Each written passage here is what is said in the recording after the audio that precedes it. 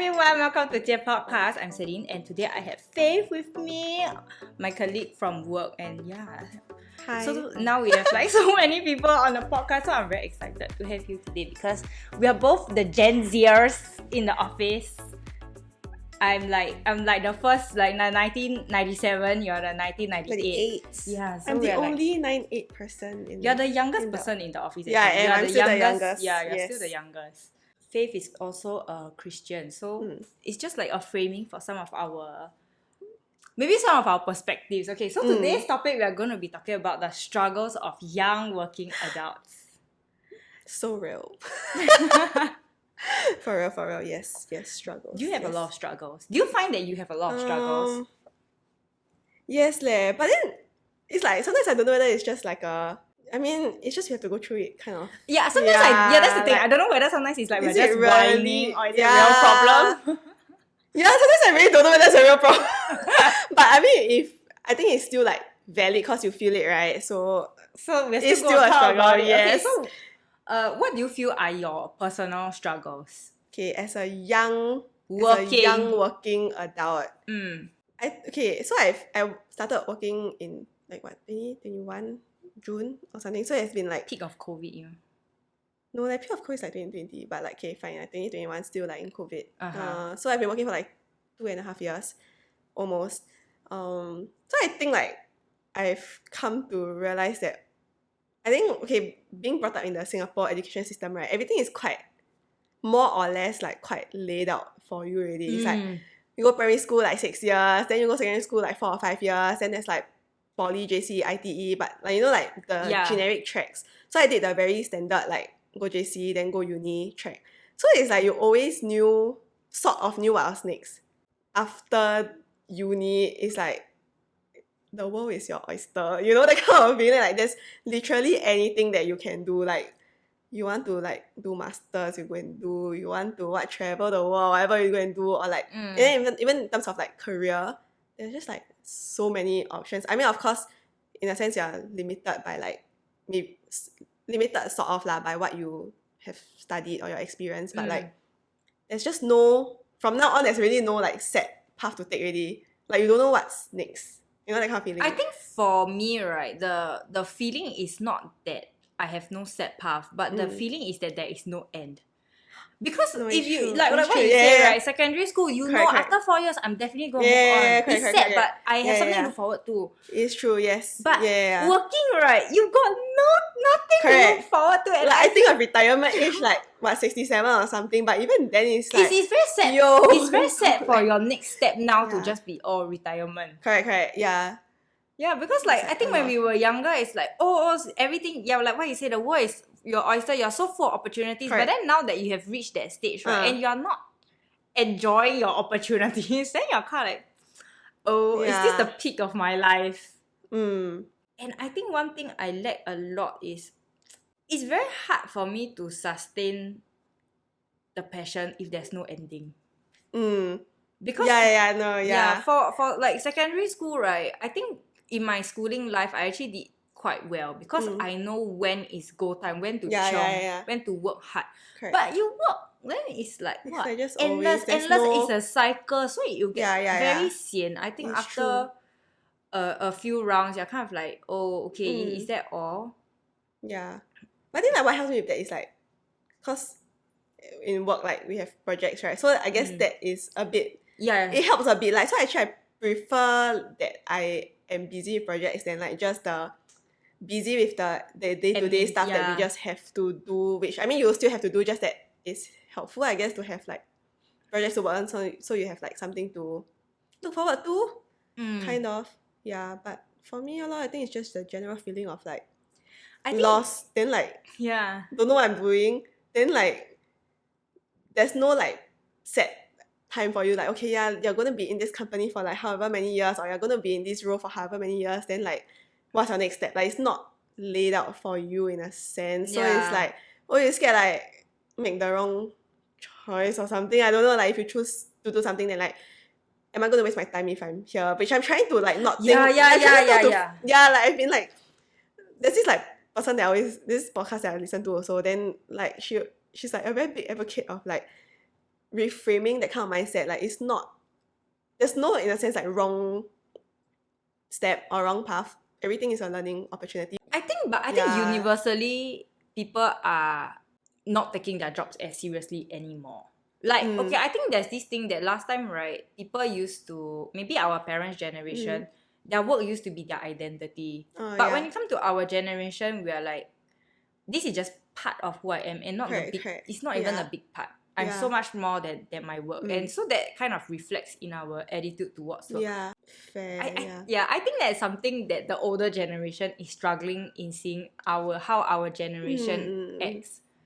So that's one of the questions that I wanted to ask, right? Like, do you think that people are, like our generation, will you consider our generation like lazy? I won't use lazy as the word, but okay, wait, but like Noah has a similar meaning, right? Oh, like, okay. I wouldn't say lazy. Do you think generally our generation is very unmotivated? Because you've heard of the term like quiet quitting, right? You've heard of this tamping or all these type of things. So it's just like very unmotivated. Yeah, I think, okay, the phrase like work to live comes to mind. So I think like maybe more and more people are seeing work just as a means to an end. To like whatever, just you have to earn money, right? So I have to work to earn money, but then once I just do the bare minimum and then I get whatever money, whatever benefits, and then use that to like for my life lah, that kind of thing. But I think it's quite sad also because we spend so much time at work. Literally like most of our life is at work. And if most of us are just looking at it as a means to an end, then you find that your days are very long and very meaningless. Like I think it's partly like people are just, or maybe people are just like prioritizing different things. Like last time is really, actually I don't know, last time people really worked there like very hard to provide for like family, that kind of thing. I mean, circumstances were also different back then. I think there's like, so much. I think this is or maybe like just more so much like things. We just have more choice now. Oh, that's true. Yeah, just in general of everything, like maybe we just have more choice. That's why like people are just, I don't know. Yeah. So there was this thing that I was writing in the notes. Then Fame asked me if she laughed. What? The return of a simple lifestyle.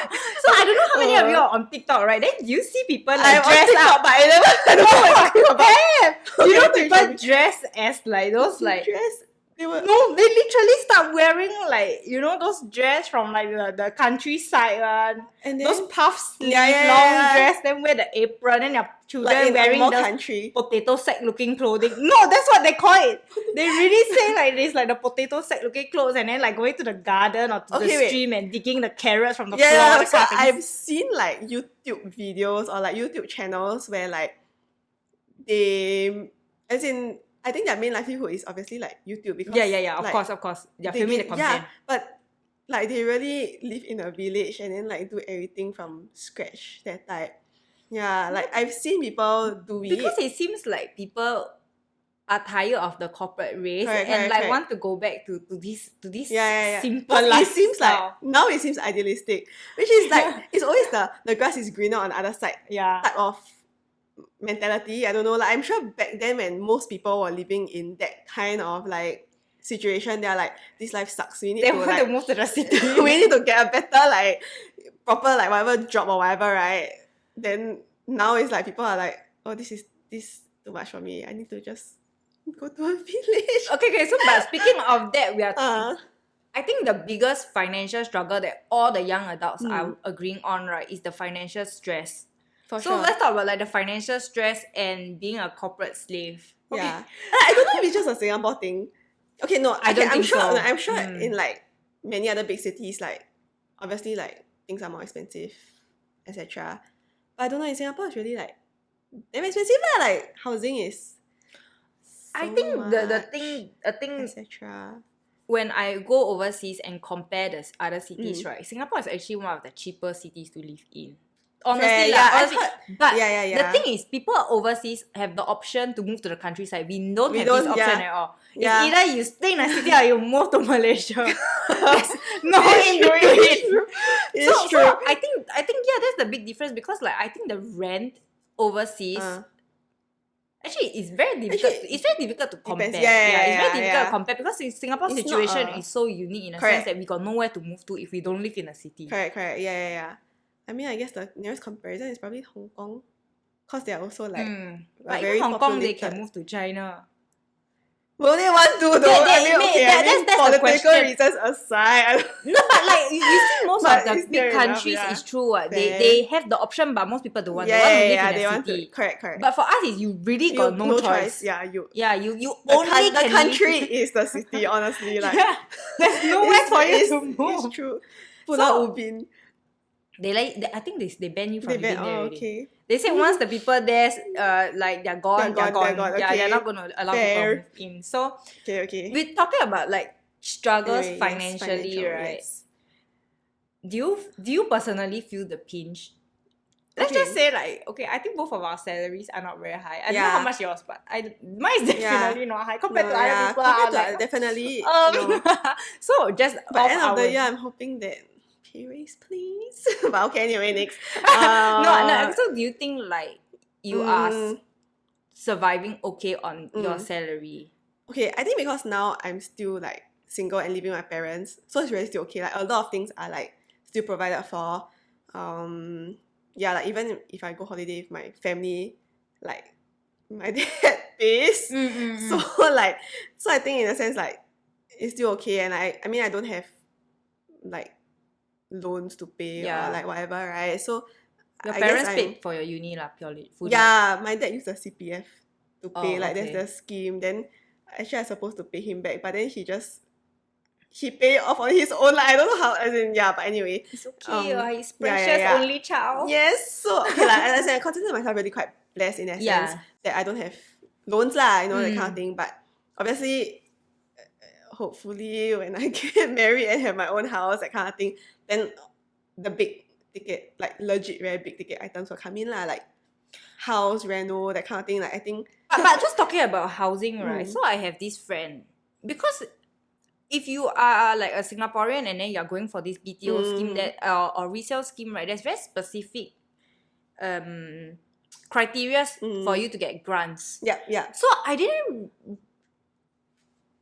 realize how much all these things actually really impact our life. How to say? Okay, so in Singapore we have this thing, it's called like a BTO proposal. So before you even propose, right, you have a BTO, which is you know, if you tell like other people, it's kind of mad because you're really committing before you even Like commit. to us, it's a very normal thing Yeah, because yeah. like this is what we are in, right? Yeah. But I think I realized like to people overseas, they just won't really understand the concept of it. Yeah, because of how expensive our housing is. So my friend, she actually Yeah. was looking for a resale. And because she and her boyfriend, even though she said like, okay, she wasn't planning to get married so early, but because they were in this sweet spot of the salary, right, that if you get above like a certain salary, you cannot get the grants anymore. Correct, yeah. So she and her boyfriend kind of had to BTO get married, had to get a resale. Yeah. And so she actually did get proposed to. From the time she bought her house, from the time she was just boyfriend, girlfriend, they saw the house, they liked the house, and because of the market situation,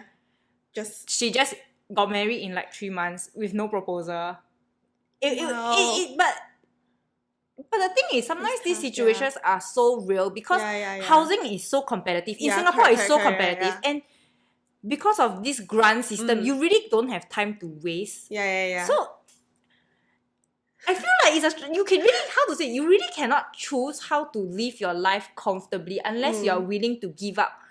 And the grants are like $100,000. Like, it really helps a lot. Yeah, the so grants it's really like help a it's lot. ridiculous to not take it, but it's also Correct.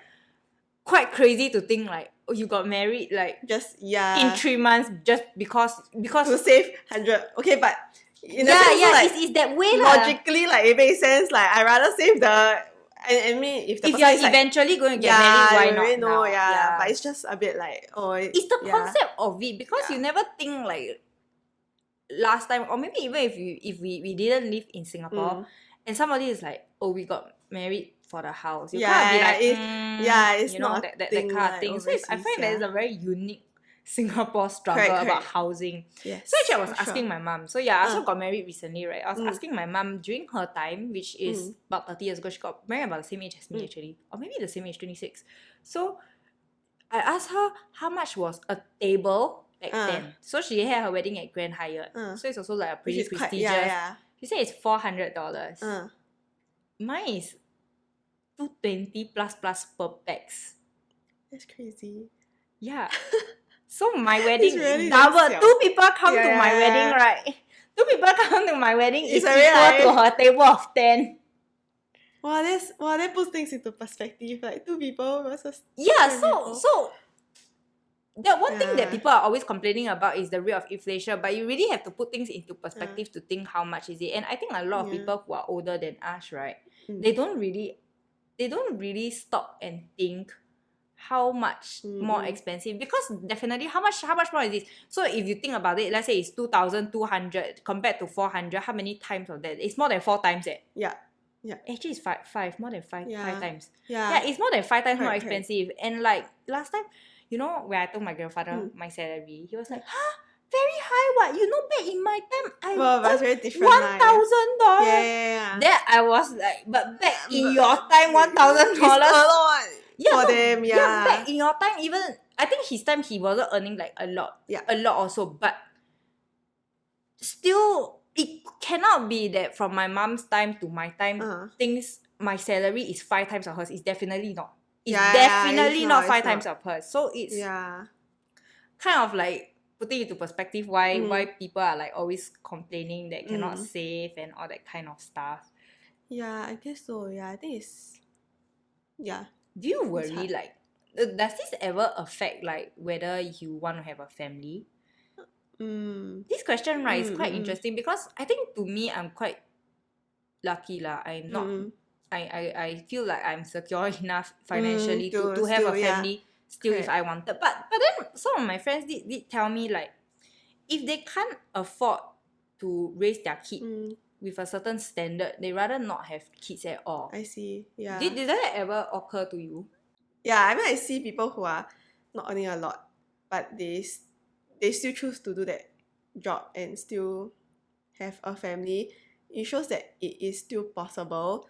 Just that you really have to sacrifice a lot lah. Like it may mean like sacrifice a lifestyle lor, actually. Correct. Yeah. It may mean like okay, then I just cannot travel to like I can only travel within Asia, for example. So I think it really depends on like what your priorities are. So personally, so low key, like now I just want to enjoy my life as a single. Then next time that I think about it, but as in I still do want to have a family lah. Yeah, even and I mean, I think it will be worth.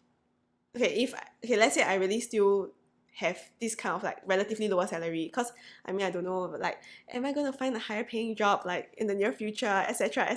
But like even if I don't and I still stay with this salary, and like if my future husband is also in a similar industry where like the salary is low, then like just have to I feel okay. So if that's a circumstance, I still feel like can survive one, like really can one, just that you're willing to make and I think I'm willing to make it, because I think that the joys of having a family will, I mean it's not a apple to apple comparison kind of thing, for sure. I think that I would still want to do that lah. Yeah. But that being said, that's why I also like, okay, maybe I should find like a rich like boyfriend. But no. But yes. Yeah. Then we'll talk about that soon. Yeah. God willing, you know what I mean? But I think this is something as after I got married that no, even like in the lead up to my marriage, I was thinking about it like am I willing to give up like my lifestyle for having kids? And actually I'm really not. So I feel like if I want to have children, I will make sure that they can live the lifestyle that I'm having now. Okay, understand. Yeah. And that also means that I'm very motivated to make it work. Using money lah. So I think that has been my motivation so far. So I'm still that's why I say I'm still figuring out what I want to do and like my long-term plans, because now we're only like 25, 26. We're not like popping out kids anytime soon. Exactly. Yes. So but I do find like even at this age lah that it's good to start planning? No, yeah, for sure. Because like obviously like if you can start saving more money now, then like you will definitely have more money in the future kind of thing. But No, it's because the years pass very And- fast. correct, And it's true. I think It's like I was quite talking to crazy. somebody in our organization who left already. She was saying that she stayed there for so long and she got very comfortable Yeah, in the job. yeah, And I think that if I don't start planning, I don't want to be in that situation Yeah. where suddenly I just wake up and I'm like, 10 yeah. years in. Yeah. Because No, it's very okay. From where context also that our organization, I think like people wise, like honestly, is very okay for me lah. Like it's a very safe environment. Yeah. So like that's why I think it's easy for people to, if you can really click with people there and you can do the work and you're okay with the pace and the pay, you can end up staying there for a very long time. Yeah. I feel like one day if I just suddenly wake up and it has been like 10 years and then Yeah. I've realized like, oh, I'm already like 35 and then I Oh shit. no, yeah. I just think like if suddenly I'm 35, there are so many opportunities that I cannot go for anymore. And it's just the Yeah, reality. it's When very- you yeah. pass a certain age, there are just less things you are Yeah, you're but open certain to. time, like the experiences that you could have gained. Yeah, Yeah, so, which is also one of my struggles. Like, I feel like now is the prime age to like go and explore. Okay, so I think like one of the things I've been thinking about is also like, okay, I still don't exactly know what I want to do, but it's okay because I'm still like young. I'm in my 20s. yeah, but you cannot I'm keep only telling yourself starting- that, I find. I'm just starting out. Yeah. So if I want to explore, is to explore now. Yeah, I rather like be in this place of not knowing what to do at like in my 20s than like in my 30s. But that being said, I also know that it's not like you'll always be certain and sure, but at least you explore and like it feels a bit safer to explore at this age lah. Okay, so related to just now the Yes. question, I asked you whether people are more lazy. Do you Lazy. find they're more willful then? I feel like people in our generation are a bit more bold or like I think like more bold to articulate what they want and what they don't want. So or rather like because we have options, we hear people talk about things and then we are like, okay, I know this is the type of life that I want, and so like how I negotiate or like how I deal with my work It's very different. is very like I will be more like Yeah. I'm okay lah, like if this is what I want then I'm just gonna pursue it, like I don't care or whatever, that kind of feeling. You know, I was actually talking to my Korean teacher. So she said that one of the ways that companies, especially the smaller companies now, are trying to attract younger people to stay, right, is to say that they will make sure that they can leave work on time. Which is very, very funny because if you think about it, for a lot of people, like especially if you live in the western side part of the world, right, it's very like, duh. It's a given, right? Yeah. But actually for Korea to have such a change, it's actually very shocking. For I Korea was it's so a very shocked, big thing. yeah. So I feel like their workaholism culture is It's worse so than like strong for yeah. so many years, and Correct. that's what I think for a long time, Japanese and Korean people, that's what they pride themselves on. Correct. It's so much stronger than here. Like China, I think even China, but China, I feel they're a bit forced to. I don't think Chinese people really pride themselves on working very hard. Yeah, Maybe lah, but I think it's the Japanese and the Korean. So Yeah. even when she said that, I was like, wow, I'm so surprised that there's such a the change. younger companies like startups, that type of Yeah, I think feel, because it's a generation thing where people are really, it's the influence of the internet, I think, really people are noticing like they feel like they realize like, oh, like life I can out there is so good. Yeah, like I can have that. So why am I settling for like 10 hours of work or like because whatever, in Korea right? it was really, really crazy, right? Yeah. So many people are moving out of Korea as well. And they're like, oh no. Yeah, Yeah, but but I I think- keep my young talent. I think the funny thing, right, is you always hear this thing where older people say that our generation is very spoiled, and we And actually they're soft, the strawberry generation. and actually our generation says the same thing about like the older generation, that they are inconsiderate, they don't want to change. And so I guess it's the understanding, because very recently over my wedding, right, I didn't realize what a huge generation gap I had with my parents regarding how we think. And so that really made me think about like just in a corporate sense, because so to give context for my wedding, right, I think in a lot of Singaporean weddings in our parents' generation, it's expected that the whole extended family and that their correct. parents can invite whoever they want. Yeah. But for our generation, we're like, no. Yeah. no, strictly no. That kind of attitude. And I didn't understand my parents' point of view, which is, why is it you think that you can invite whoever you want? Until my mom, because my mother, she's quite like, she hang around a lot of young people, so she's very chill. So she tried to explain to me like, you need to think of it like we are raised in a different generation, and during our time, weddings are between two families. It's not just about the couple. Whereas nowadays we think that wedding is just about the couple, and I don't particularly think that there's anything wrong with any. It's just that this definitely will cause attention. Correct. Yeah. Because to them it's like this is how it is or how it should be. Then to us it's like this is how. Because our generation is the one that now wants to change it. It's now our wedding. It's our wedding, and I agree with that wholeheartedly. I feel like this is our wedding.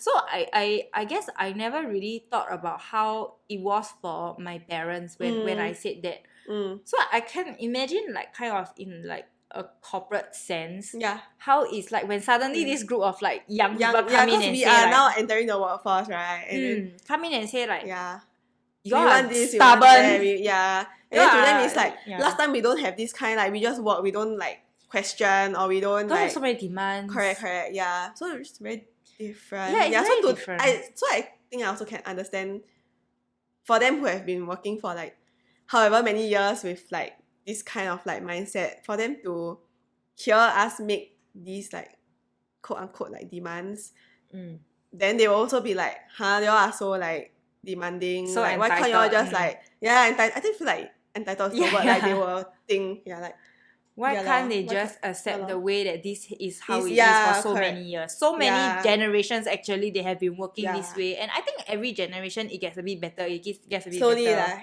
Yeah, and I think in Asia's context specifically, right? It's because now we have the internet, and it's our generation that has the internet. So from our parents' generation to our generation, there's a very, very huge culture jump. Yeah. I think compared to, I'm sure my grandparents worked much harder than my parents ever did. Yeah. But it's not as huge a shift as compared to us. We are suddenly like correct. Work from home. Don't call me after 6. Don't expect me to pick up your call. Correct. Yeah.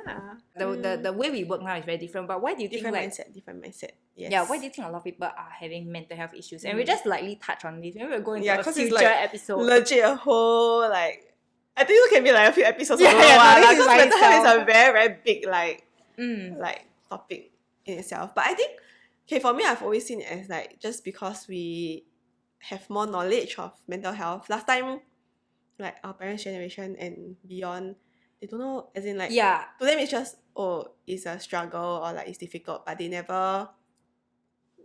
don't have the knowledge that this is actually a mental health struggle. Do you feel like you have dealt with mental health issues before? Yes, I have. But I won't. But I would just say it's just a very difficult like season. But there are definitely seasons where I really feel like a lot sadder or a lot less motivated to do things. I think for a lot of people, I think it ties into the financial situation and like kind of the hopelessness. Fair. It's a general hopelessness in the atmosphere that I think when I was living in London, right, one of the big reasons that we came back is because the rent was getting ridiculously expensive.